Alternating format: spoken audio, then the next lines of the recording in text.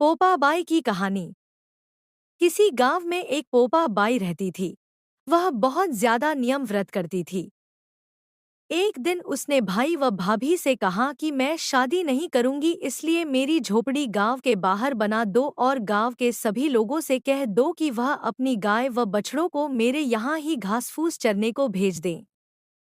जो बचा खुचा खाना है वो मुझे खाने को दे दे।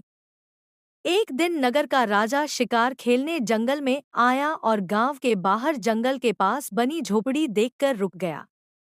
झोपड़ी के पास जाकर उसने आवाज लगाई कि कौन है, लेकिन भीतर से कोई आवाज न आने पर वह लगातार दरवाजा खटखटाता रहा। तब पोपा बाई उठी और कहने लगी कि कौन हो तुम, जो बार बार दरवाजा बजा रहे हो?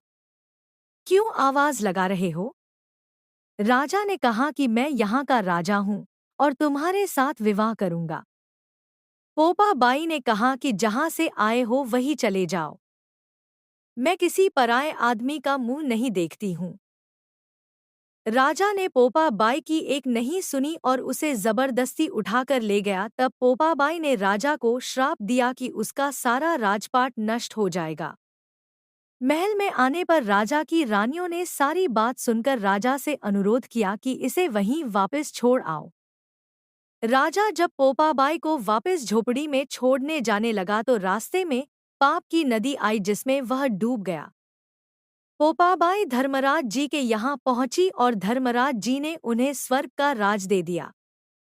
एक बार एक सेठ व सेठानी मृत्यु लोक से स्वर्ग लोक आए तो उसके द्वार बंद देखकर वह धर्मराजी जी से द्वार खोलने का आग्रह करते हैं। धर्मराज जी कहते हैं, इस द्वार पर पोपा बाई का राज है। इस पर सेठ सेठानी कहते हैं कि हम पोपा बाई को नहीं जानते हैं।